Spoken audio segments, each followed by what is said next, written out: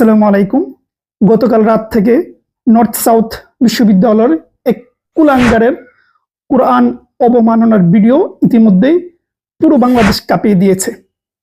আমি সাধারণত আমার এই চ্যানেলে আমার নির্দিষ্ট বিষয়ের বাহিরে খুব একটা ভিডিও আপলোড করি না, কিন্তু এই বিষয়ে কথা না বলে আর থাকতে পারলাম না। আমার জন্মের পর এই দেশে এইভাবে প্রকাশ্যে কোরআনকে অবমাননা, পবিত্র কোরআনকে লাথি মারা আমি অন্ততপক্ষে দেখিনি। অন্যান্য দেশে হয়তো হয়েছে, কিন্তু বাংলাদেশে ফর দ্য ফার্স্ট টাইম দেখলাম এইভাবে প্রকাশ্যে করা যায় এবং সাথে সাথে লাইভ করারও দুঃসাহস দেখানো যায়। সম্পূর্ণ ভিডিওটি প্রায় 6 মিনিটেরও অধিক। কেউ হয়তো অল্প স্বল্প দেখেছেন, কেউ একটু দেখেছেন, কেউ বা সম্পূর্ণ ভিডিওই দেখেছেন। সম্পূর্ণ ভিডিও যারা দেখেছেন তারা খেয়াল করবেন, ভিডিওতে এই কুলাঙ্গার পবিত্র কোরআনকে লাথি মারছে আর ভিডিও করছে।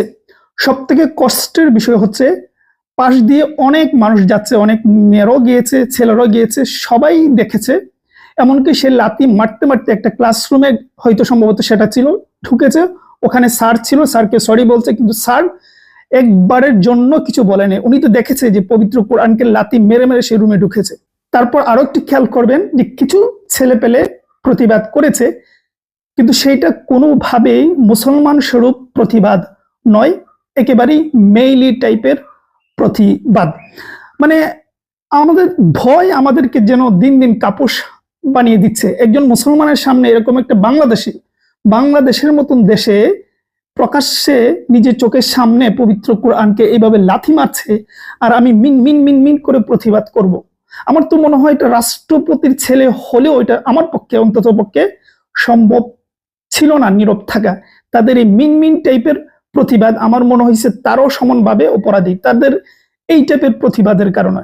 আপনি বিশ্বাস করুন, তাদের জায়গায় যদি একজন রিক্সাওয়ালা থাকতো, মুসলমান রিক্সাওয়ালা, সে মোটামুটি নামে মাত্র মুসলমান, সেই রিক্সাওয়ালাও কিন্তু ঠিক থাকতো না। তার ইমানও এদের থেকে মানে অত্যন্ত মজবুত বলে আমার বিশ্বাস হয়।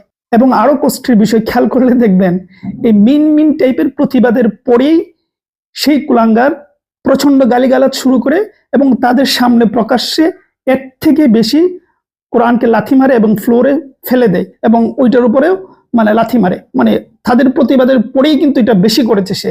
আর এই মিন মিন টাইপের শয়তানগুলো, আমি শয়তানই বলবো এদেরকে, এদের এই প্রতিবাদ মোটেও আমার কাছে মানে প্রশংসার যোগ্য হচ্ছে না। এবার আসুন, এই বাংলাদেশে কোটি কোটি মুসলমানদের হৃদয়ে রক্তকরণ করার পরেও বাংলাদেশের আইনে এই কুলাঙ্গারের কি শাস্তি হতে পারে সেটা একটু বুঝে নেই।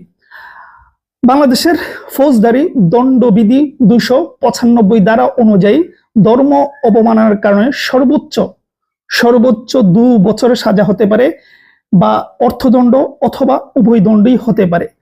সব থেকে ভয়ঙ্কর বিষয় হলো এটা জামিনযোগ্য অপরাধ।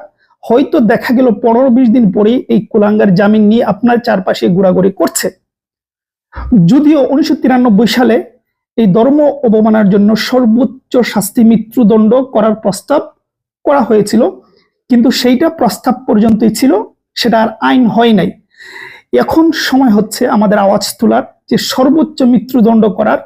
শুধু আমাদের ধর্ম বলে কথা নয়, এটা যদি হিন্দু ধর্ম হতো বা অন্য যে কোনো ধর্মের ক্ষেত্রে যদি পবিত্র ধর্মগ্রন্থ নিয়ে কেউ এরকম অসভ্যতা করতো, আমার কথা সেম থাকতো, আমার সেম প্রতিবাদ থাকতো।